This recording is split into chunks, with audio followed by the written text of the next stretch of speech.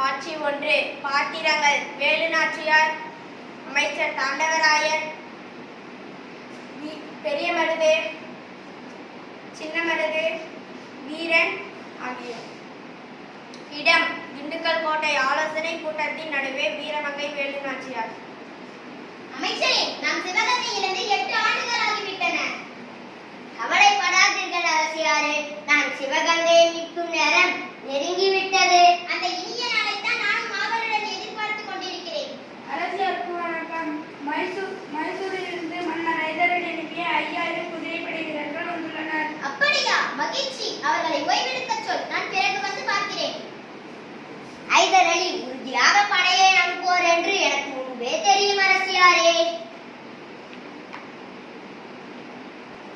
எதனால் அப்படி சொல்கிறீர்கள்? நாம் இருவரும் ஹைதரலியை சந்திக்க மைசூருக்கு சென்றோம் அல்லவா? அப்போது அவரிடம் உருது மொழியில் பேசினீர்கள். அப்போது அவர் முகத்தில் பெரிய மகிழ்ச்சி தோன்றியதை நான் கண்டேன்.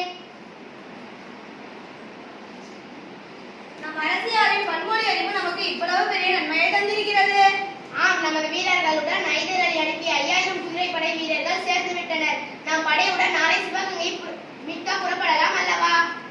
நம் மன்னர் கொல்லப்பட்ட இடமான காளையார் கோவிலை முதலில் கைப்பற்றுவோம், பிறகு சிவகங்கையை மீட்போம். அப்படியே செய்வோம் அரசியாரே.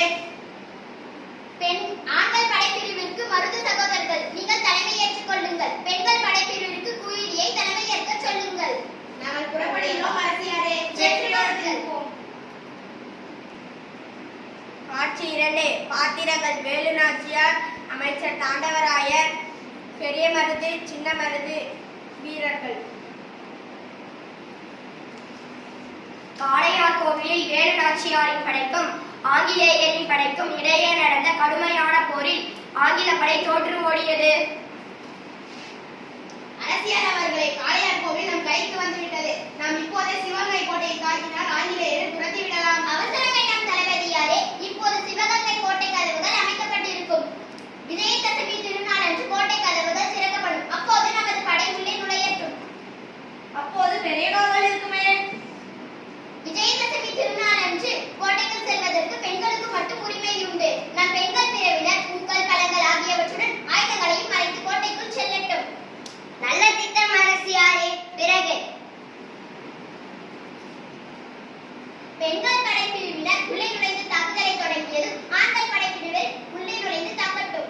அப்படியே செய்யலாம் அரசியாரே. இன்னும் ஒரு செய்தி, தங்களை காட்டிக் கொடுக்குமாறு உடையாள் என்னும் பெண்ணை வற்புறுத்தினார்களாம். அவள் மறுத்தாள், கொன்று விட்டார்களாம். அவளுக்கு உரிய சிறப்பு செய்ய வேண்டும். அவளுக்கு ஒரு நடுக்கல் நடுவதற்கு ஏற்பாடு செய்யுங்கள். அமைச்சரே, அவளது திறமையை எல்லோரும் அறிந்து கொள்ளட்டும். அப்படியே செய்வோம் அரசியாரே.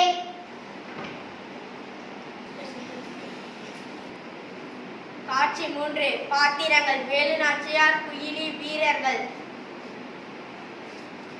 வேலு நாச்சியாரின் படை மறுநாள் சிவகங்கையை அடைந்தது. அரசியாரே, நான் நமது பெண்கள் படைப்பிரிவுடன் மாறுபடத்தில் உள்ளே செல்கிறேன். உள்ளே சென்றதும் அங்குள்ள ஆயுத கிடங்கிற்கு எப்படியாவது தீ வைத்து விடுகிறேன்.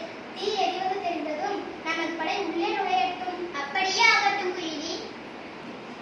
குயிலியும் பெண்கள் படையினரும் கோட்டைக்குள் சென்றனர். சிறிது நேரத்தில் தீ எரிவது தெரிந்தது.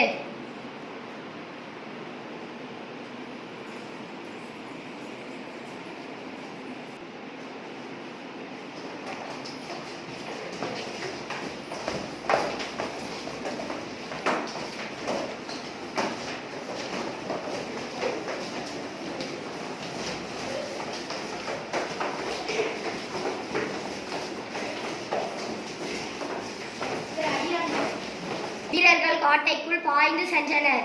ஆண்கள் படையுடன் கடுமையாக போரிட்டனர். இறுதியில் ஆங்கில படை தோல்வியடைந்து கோட்டையை விட்டு ஓடியது.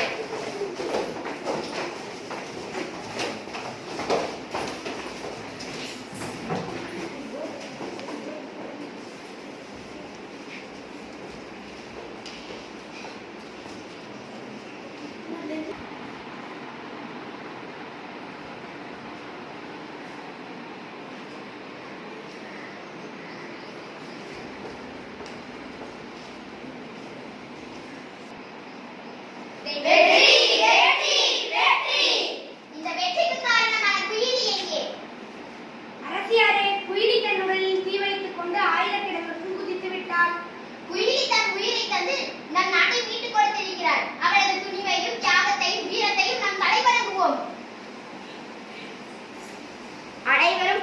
தலைவணங்கி அஞ்சலி செலுத்துகின்றனர்.